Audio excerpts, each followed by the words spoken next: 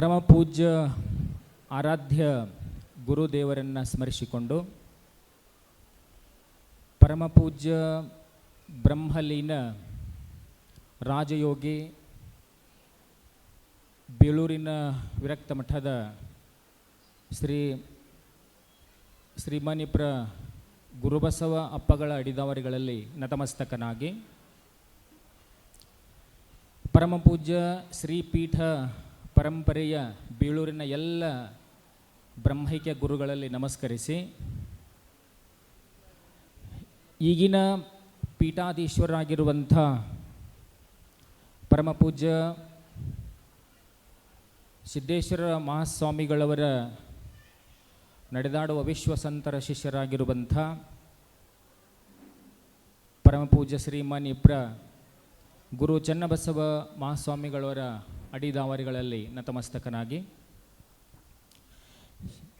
ಈ ವೇದಿಕೆಯಲ್ಲಿ ನೇರ ನಿಷ್ಠುರವಾಗಿ ಮಾತನಾಡಿರುವಂಥ ಇವತ್ತಿನ ಧ್ಯಾನ ಮಂದಿರದ ಉದ್ಘಾಟನೆಯ ನಿಮಿತ್ತ ಆಗಮಿಸಿರುವಂಥ ಮುಖ್ಯ ಅತಿಥಿಗಳಾಗಿರುವಂಥ ಶ್ರೀ ಕ್ಷೇತ್ರದ ಶಾಸಕರಾಗಿರುವಂಥ ಶ್ರೀ ಪಡಳ್ಕರ್ ಅವರಲ್ಲಿ ವಂದಿಸಿ, ಅರಳಿಯವರಲ್ಲಿ, ಜಿಲ್ಲಾ ಪಂಚಾಯತ್ ಸದಸ್ಯರಲ್ಲಿ, ಗ್ರಾಮ ಪಂಚಾಯತ್ ಅಧ್ಯಕ್ಷರಲ್ಲಿ, ವೇದಿಕೆಯನ್ನು ಅಲಂಕರಿಸಿರುವಂಥ ಶ್ರೀಮಠದ ಭಕ್ತರಲ್ಲಿ, ಆಗಮಿಸಿರುವಂಥ ಬೇಳೂರಿನ ಸಕಲ ಸದ್ಭಕ್ತಾದಿಗಳಲ್ಲಿ ಎಲ್ಲರಿಗೂ ಕೂಡ ಅನಂತ ವಂದನೆಗಳು.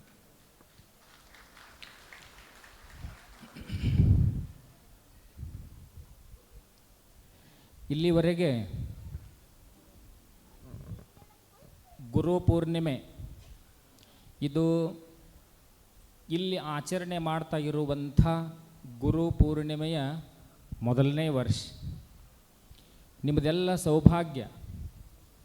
ಪರಮ ಪೂಜ್ಯರು ಬಂದ ಈ ಪೀಠಕ್ಕೆ ಪೀಠಾಧಿಕಾರಿಗಳು ಆದ ತಕ್ಷಣ ಮೊದಲನೇ ಗುರು ಪೂರ್ಣಿಮೆಯನ್ನು ಆಚರಣೆ ಮಾಡ್ತಾ ಇದ್ದಾರೆ ಅಂತಂದ್ರೆ ಇದಕ್ಕಿಂತ ದೊಡ್ಡ ಸೌಭಾಗ್ಯ ಮತ್ತೊಂದಿಲ್ಲ.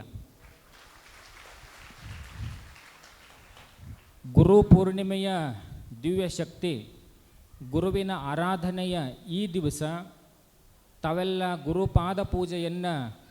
ಪಾದಪೂಜೆಯಲ್ಲಿ ನೀವೆಲ್ಲರೂ ಭಾಗವಹಿಸಿ ಗುರುವಿನ ಅನುಗ್ರಹವನ್ನು, ಆಶೀರ್ವಾದವನ್ನು ನೀವೆಲ್ಲ ಇವತ್ತು ಪಡ್ಕೊಂಡಿರುವಂಥದ್ದು ಇಡೀ ಜಗತ್ತಿನೊಳಗೆ ಸರ್ವಶ್ರೇಷ್ಠವಾಗಿರುವಂಥ ಹಬ್ಬ ಭಾರತ ದೇಶದೊಳಗೆ ಯಾವುದಾದ್ರೂ ಇದ್ರೆ ಅದು ಗುರು ಪೂರ್ಣಿಮಾ. ನಿಮ್ಮದೆಲ್ಲ ಸೌಭಾಗ್ಯ. ಇವತ್ತು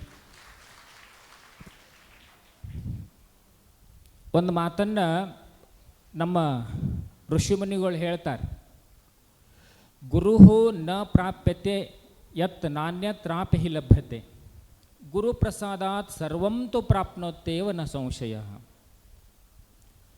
ನಮ್ಮ ಜೀವನದೊಳಗೆ ಗುರು ಅನ್ನುವಂಥವ್ರು ಸಿಗಲಿಲ್ಲ ಅಂತಂದ್ರೆ ನಾವು ಜೀವನದೊಳಗೆ ಏನೇನನ್ನು ಕಂಡುಕೊಳ್ಳಿಕ್ಕಾಗೋದಿಲ್ಲ.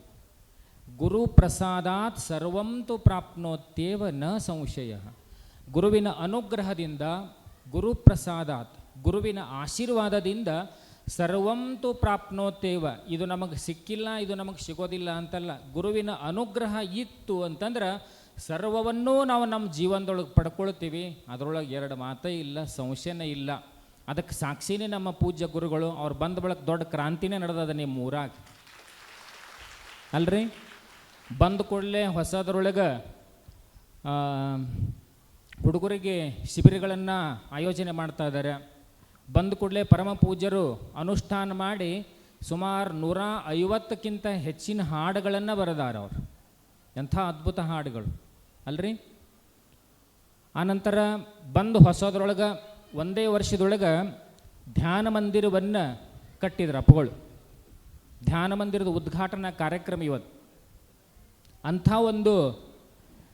ಒಬ್ಬ ಶ್ರೇಷ್ಠ ಗುರುಗಳು ನಿಮ್ಮ ಊರಲ್ಲಿ ನಾವು ಹೆಂಗೆ ಅಂದ್ಕೊಂಡಿದ್ದೀವಿ ಅಂತಂದರೆ, ಬಿಜಾಪುರದವರು ಪೂಜ್ಯ ವೇದಾಂತ ಕೇಸರಿ ಮಲ್ಲಿಕಾರ್ಜುನ ಶಿವಯೋಗಿಗಳು, ಅವರ ಶಿಷ್ಯರು ಪೂಜ್ಯ ಸಿದ್ದೇಶ್ವರ ಅಪ್ಪಗಳು ಅಂತ ತಿಳ್ಕೊಂಡಿದ್ದೀವಿ.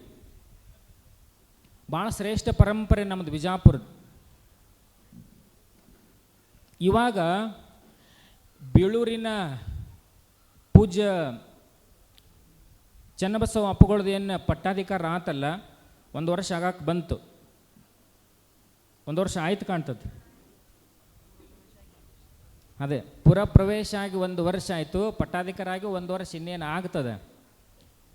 ಇಲ್ಲಿ ಬಂದ ಬಳಿಕ ಗುರುಬಸವ ಅಪ್ಪುಗಳ ಶಕ್ತಿ ಹೆಂಗೆ ವೇದಾಂತ ಕೇಸರಿ ಮಲ್ಲಿಕಾರ್ಜುನ ಅಪ್ಪುಗಳು ಇದ್ರಲ್ಲ ತಪಸ್ವಿಗಳು, ಅವ್ರಿಗೊಬ್ಬ ಪರಮ ಶ್ರೇಷ್ಠ ಶಿಷ್ಯರು ಸಿದ್ದೇಶ್ವರ ಅಪ್ಪುಗಳು ಸಿಕ್ಕರು.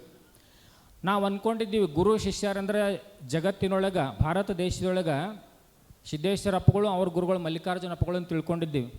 ಇಲ್ಲಿ ಬೆಳ್ಳೂರಿಗೆ ಬಂದ ಬಳಿಕ ನಾವು ನೋಡಿದ್ವಿ ಗುರುಬಸವ ಅಪ್ಪುಗಳು ಭಾಳ ದೊಡ್ಡ ತಪಸ್ವಿಗಳು, ಭಾಳ ಕಠಿಣ ಪರಿಶ್ರಮಿಗಳು, ಭಾಳ ದೊಡ್ಡ ಯೋಗಿಗಳು. ಅಂಥವ್ರಿಗೆ ಅತ್ಯಂತ ಸುಯೋಗ್ಯವಾಗಿರುವಂಥ ಒಬ್ಬರು ಶಿಷ್ಯರು ಸಿಕ್ಕಿದ್ರೆ ಸಿದ್ದೇಶ್ವರಪ್ಪಗಳು ಪರಮ ಶಿಷ್ಯರು ಪೂಜ್ಯ ಚನ್ನಬಸವ ಮಹಾಸ್ವಾಮಿಗಳು.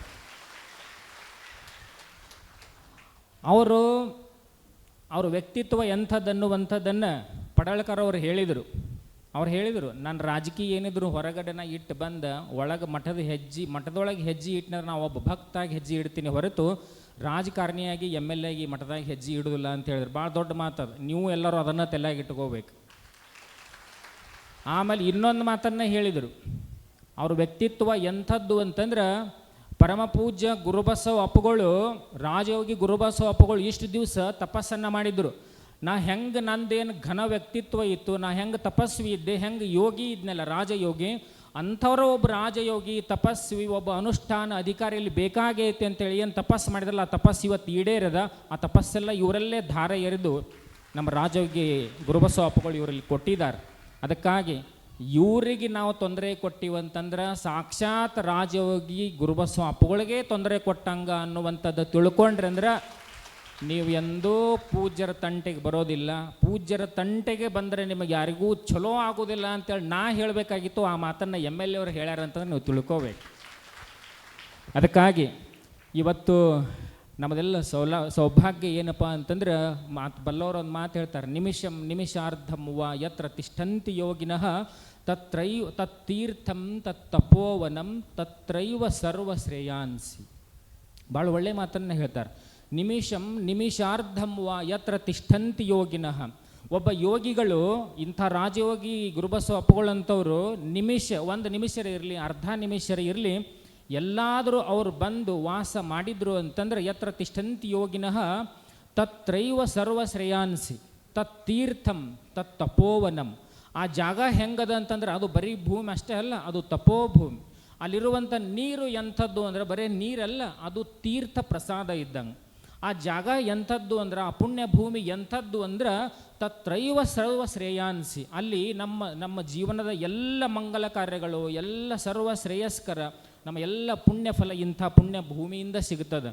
ಅಂಥ ಪುಣ್ಯ ಭೂಮಿಯೊಳಗೆ ನಾವು ನೀವೆಲ್ಲರೂ ಒಂದು ಕಡೆ ಕಾಲ ಭೈರವೇಶ್ವರ, ಇನ್ನೊಂದು ಕಡೆ ಅವರ ಪ್ರತಿಮೂರ್ತಿಯಾಗಿರುವಂಥ ಚನ್ನಬಸವ ಅಪ್ಪುಗಳ ಇಂಥ ನಾಡಿನೊಳಗೆ ಅವಧಿ ಒಂದು ನಮಗಿಂತ ದೊಡ್ಡ ಭಾಗ್ಯವಂತರು ಯಾರೂ ಇಲ್ಲ ಅಂತ ಹೇಳೇ ನಿಮ್ಮ ಊರಿಗೆ ಪೂಜ್ಯರನ್ನಾಗ ಒಂದೇ ಮಾತನ್ನು ಹೇಳಿದರು. ಒಂದೇ ಮಾತಿಗೆ ನಾನಿಲ್ಲಿ ಬಂದಿದ್ದೀನಿ.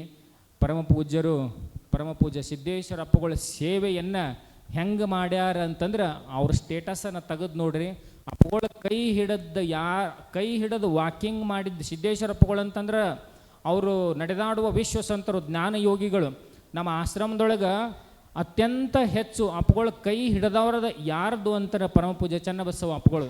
ಬೇರೆ ಯಾವ ಸ್ವಾಮಿಗಳದು ಅವ್ರ ಕೈ ಹಿಡ್ಕೊಂಡು ವಾಕಿಂಗ್ ಮಾಡಿಲ್ಲ. ಬೇರೆ ಯಾರೂ ಕೂಡ ಅಪ್ಪುಗಳಿಗೆ ಹಿಂದೆ ಛತ್ರಿಯನ್ನು ಹಿಡ್ಕೊಂಡು ಅಪ್ಪುಗಳ ಸೇವೆಯನ್ನು ಮಾಡಿಲ್ಲ. ಅಂಥ ಒಂದು ಸೌಭಾಗ್ಯ ಪೂಜ್ಯ ಚನ್ನಬಸವ ಮಹಾಸ್ವಾಮಿಗಳಿಗೆ ಸಿಕ್ಕದ.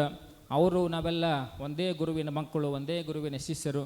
ನಾವೆಲ್ಲ ಅತ್ಯಂತ ನಮ್ಮದೊಂದು ಭಾಳ ಹೆಮ್ಮೆ ಏನಪ್ಪ ಅಂತಂದ್ರೆ ಅಂಥ ಒಬ್ಬ ಜ್ಞಾನಯೋಗಿಗಳ ಕಡೆ ನಮಗೆ ಹೆಂಗೆ ಅನಿಸ್ತು ಅಂದ್ರೆ ಸಾಕ್ಷಾತ್ ಭಗವಂತನ ಜೊತೆನೇ ನಾವು ಜೀವನ ಮಾಡಿದೀವಿ ಅನ್ನುವಂಥ ಸೌಭಾಗ್ಯ ಸಂತೋಷ ನಮ್ಮ ಜೀವನದೊಳಗೆ ಯಾವಾಗಲೂ ಐತಿ.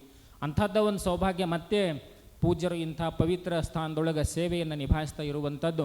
ಅವರು ಹೆಂಗದಾರಂದ್ರೆ ಅವ್ರ ತಪಸ್ವಿಗಳು, ಹೆಂಗೆ ರಾಜಯೋಗಿ ಗುರುಬಸವ ಅಪ್ಪುಗಳಿದ್ರಲ್ಲ, ಅವ್ರು ಎಷ್ಟು ತ್ಯಾಗಿಗಳಿದ್ರು, ಅವ್ರು ಎಷ್ಟು ಕಠೋರವಾಗಿದ್ರಲ್ಲ, ಅಷ್ಟೇ ತ್ಯಾಗಿಗಳು, ಅಷ್ಟೇ ತಪಸ್ವಿಗಳು, ಅಷ್ಟೇ ಕಠೋರವಾಗಿ ನಮ್ಮ ಪರಮ ಪೂಜ್ಯ ಚನ್ನಬಸವ ಅಪ್ಪುಗಳು ಅದಾರ ಅನ್ನುವಂಥದ್ದು ಯಾರೂ ಮರಿಬೇಡ್ರಿ. ಅವ್ರ ಶಕ್ತಿ ಭಾಳ ದೊಡ್ಡದದ. ಅವ್ರು ನೋಡ್ಲಿಕ್ಕೆ ಭಾಳ ಸಣ್ಣವ್ರದಾರ, ಆದ್ರೆ ಅವ್ರ ಶಕ್ತಿ ಭಾಳ ದೊಡ್ಡದು, ಅವ್ರ ತಪಸ್ಸು ಭಾಳ ದೊಡ್ಡದು. ಕೇವಲ 30 ದಿವಸದೊಳಗೆ 150 ಅಂತರಂಗದ ಪದ್ಯಗಳನ್ನು, ಅಂತರಂಗದ ರಾಜಯೋಗಿ ಗುರುಬಸವಪ್ಪಗಳ ಮ್ಯಾಗ ಹಾಡುಗಳನ್ನು ಬರಿದಂತಂದ್ರೆ, ಒಂದು ಹಾಡ ನಾನು ಬರೆದು ನೋಡೀನಿ. ಒಂದು ಮಂಗಳಾರತಿ ಬರಿಬೇಕಾದ್ರೆ 1 ವಾರ ಟೈಮ್ ತೊಗೊಂಡಿನ. ಇಂಥವು 150 ಹಾಡು 30 ದಿನದಾಗ ಬರ್ದಾರಂದ್ರೆ ಅವರಂಥ ತಪಸ್ಸಿಗಳು ಬೇರೆ ಯಾರೂ ಇಲ್ಲ. ನೀವು ಇಷ್ಟು ಅರ್ಥ ಮಾಡ್ಕೊಂಡ್ರೆ ಸಾಕು.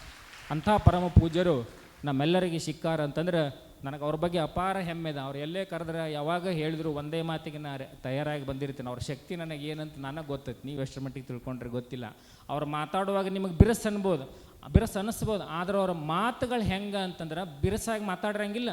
ಅಧಿಕಾರವಾಣಿ ಅಂತ ಬರ್ತಿರ್ತದೆ ಅಷ್ಟೇ, ಅದನ್ನು ತಿಳ್ಕೊಬೇಕು ನಾವು. ಅಧಿಕಾರವಾಣಿ ಹಾಗೆ ಇರ್ತದೆ. ಯಾರಲ್ಲಿ ತಪಸ್ಸಿನ ಶಕ್ತಿ ಇರ್ತದೆ, ಯಾರಲ್ಲಿ ಅನುಷ್ಠಾನ ಶಕ್ತಿ ಇರ್ತದೆ, ಅವ್ರಿಗೆ ಮಾತ್ರ ಇಂಥ ಅಧಿಕಾರವಾಣಿ ಬರ್ತದೆ. ಅದನ್ನು ಯಾರೂ ಕೂಡ ತಪ್ಪಾಗಿ ಅರ್ಥೈಸ್ಕೋಬಾರ್ದು. ಅಧಿಕಾರವಾಣಿ ಅಂತ ಮಾತ್ರ ತಿಳ್ಕೊಳ್ರಿ. ಆದ್ರೆ ಯಾರ ಬಗ್ಗೆನೂ ಅವ್ರಿಗೆ ದ್ವೇಷ ಇಲ್ಲ, ಯಾರ ಬಗ್ಗೆನೂ ಅವರಿಗೆ ಎರಡನೇ ಭಾವ ಇಲ್ಲ ಅನ್ನುವಂಥದ್ದನ್ನು ತಿಳ್ಕೊಂಡ್ರೆ ನಿಮ್ಮಂಥ ಭಾಗ್ಯವಂತರು ಯಾರೂ ಇಲ್ಲ, ನಿಮ್ಮಂಥ ಸೌಭಾಗ್ಯವಂತರು ಯಾರೂ ಇಲ್ಲ ಅನ್ನುವಂಥ ಮಾತನ್ನು ಈ ಸಂದರ್ಭದಲ್ಲಿ ಹೇಳ್ತಾ, ಪರಮ ಪೂಜ್ಯ ರಾಜಯೋಗಿ ಗುರುಬಸವಪ್ಪಗಳು ಕಂಡಿರುವಂಥ ಕನಸನ್ನು ಈಡೇರಿಸಲಿಕ್ಕೆ ಅತ್ಯಂತ ಸುಯೋಗ್ಯವಾಗಿರುವಂಥ ಗುರುಗಳು ನಿಮಗೆ ಸಿಕ್ಕಾರಂಥೇಳಿ ನೀವು ಭಾವಿಸಿದ್ರೆ ನಿಮ್ಮ ಜೀವನ ಧನ್ಯ, ನಿಮ್ಮ ಊರ ಧನ್ಯ, ನಿಮ್ಮ ಎಲ್ಲ ಭಾವನೆಗಳು ಕೂಡ ಧನ್ಯ ಆಗ್ತಾವೆ ಅನ್ನೋದ್ರೊಳಗೆ ಎರಡು ಮಾತೇ ಇಲ್ಲ ಅನ್ನುವಂಥ ಮಾತನ್ನು ಈ ಸಂದರ್ಭದಲ್ಲಿ ಹೇಳ್ತಾ, ಅಂಥ ಪೂಜ್ಯರ ಆಶೀರ್ವಾದ ಅನುಗ್ರಹ ನಮ್ಮೆಲ್ಲರ ಮೇಲೆ ಸದಾಕಾಲ ಇರಲಿ ಅಂಥೇಳಿ ನಾನು ಕೂಡ ಪ್ರಾರ್ಥಿಸಿ ಮಾತುಗಳು ರಾಮ್ಕೊಂಡು